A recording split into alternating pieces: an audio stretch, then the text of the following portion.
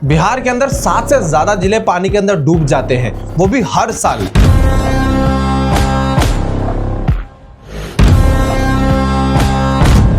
ये कोई पहली बार नहीं है जो बिहार के अंदर बाढ़ आया और सरकार ने कुछ भी नहीं किया।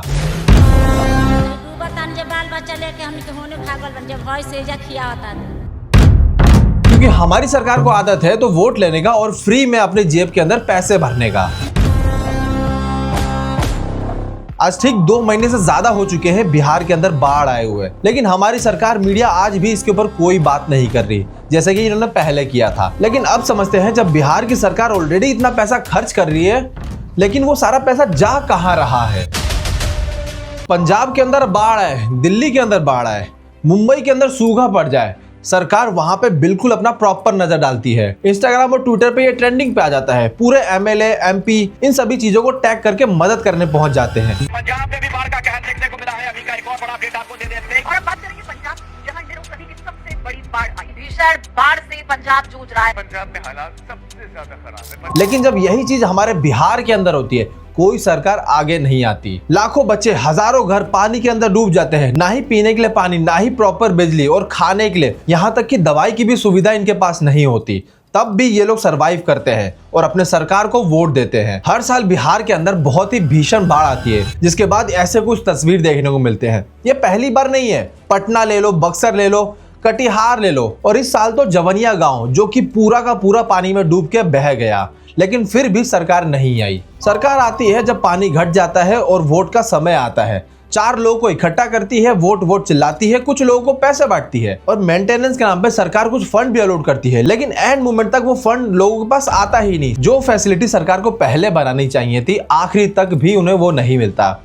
बिहार गरीब जरूर है, लेकिन वो बेवकूफ नहीं, क्योंकि वो साल भर मेहनत करता है ताकि उस जमीन से कुछ फसल उगाए और उससे पैसे कमाए। लेकिन जब ये बाढ़ जैसी नौबत आती है, कोई भी किसान सरवाइव नहीं कर पाता और सरकार हाथ पे हाथ धरे रह जाती है। इस साल बिहार के अंदर 7 से ज्यादा जिलों के अंदर बाढ़ आए और 8 लाख से ज्यादा लोग इससे प्रभावित हुए, जिसके अंदर पटना, भागलपुर, कटिहार, सीतामढ़ी, समस्तीपुर और बक्सर जैसे जिला आए, जो कि पूरे बाढ़ से प्रभावित हो चुके हैं। और गंगा नदी का इस बार इतना जल प्रभाव आगे बढ़ चुका था कि फरक्का बैराज का 108 गेट खोलना पड़ा। सीतामढ़ी के अंदर बागमती नदी का कटाव करा गया। लोगों ने खुद से ही जेसीबी बुला के अपने ही घर को तोड़ करके बांध बनाया गया ताकि वो नदी के प्रभाव से बच सके। किसान परिवार की सालों की मेहनत पानी के अंदर डूब चुकी थी। सोचिए, जिसके पास 2 वक्त की रोटी मुश्किल से खाने के लिए थी, अब उसके पास सिर छुपाने के लिए अपना घर भी नहीं है। लेकिन इन सब चीजों के बाद में क्या इफेक्ट पड़ा लोगों के ऊपर में। बच्चे स्कूल नहीं जा पा रहे, महिलाएं सही से सोच नहीं कर पा रही, दवाई की कमी से डायरिया, मलेरिया और डेंगू जैसे बड़ी बीमारी फैल रही है। यहाँ तक लोग खाना पहुँचाने के लिए बोट का इस्तेमाल कर रहे हैं, जिसके बाद बोट भी डूब रही है। एक माँ का सरकार से सवाल है, हम कब वापस घर लौटेंगे? लेकिन वो घर कभी लौट ही नहीं सकते, क्योंकि वो घर बचा ही नहीं।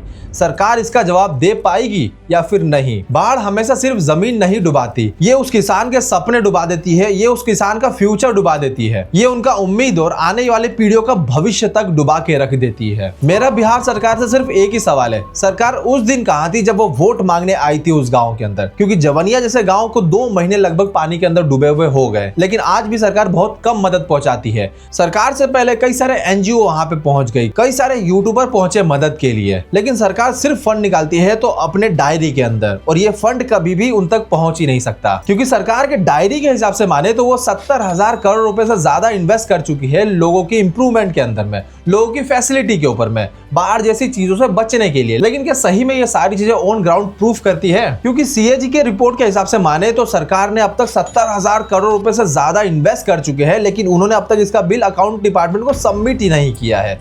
यानी ये 70,000 करोड़ रुपए उन्होंने इन्वेस्ट तो किया है, लेकिन सिर्फ डायरी के अंदर। सरकार को अब तक इसका बिल नहीं दिया, और ये सारा पैसा हम लोग की जेब से कमाया हुआ है, जो कि सरकार को हम देते हैं। लेकिन जब तक हम लोग आवाज नहीं उठाएंगे इस चीज के ऊपर, ये सिर्फ एक लोकल न्यूज बन के रह जाएगी और हम सभी हाथ पे हाथ धरे रह जाएंगे। इसीलिए आज ही इस वीडियो को अपने उन दोस्तों तक शेयर करो, ताकि उन तक ये बात पहुंचे कि बिहार भी हिंदुस्तान का एक स्टेट है जो कि बहुत इंपॉर्टेंट रोल प्ले करता है। क्योंकि सरकार इससे सिर्फ अपना फायदा निकालने के चक्कर में रहती है और वोट बिटोरने के नाम पे, क्योंकि उन्हें कभी भी ये सारी प्रॉब्लम दिखती ही नहीं है। और अगर मेरी बात में थोड़ी भी सच्चाई लगी हो तो सब्सक्राइब करना मत भूलना। तब तक इस वीडियो को लाइक जरूर करना। अगर कोई भी सवाल हो तो कमेंट सेक्शन खुला है, आप पूछ सकते हो।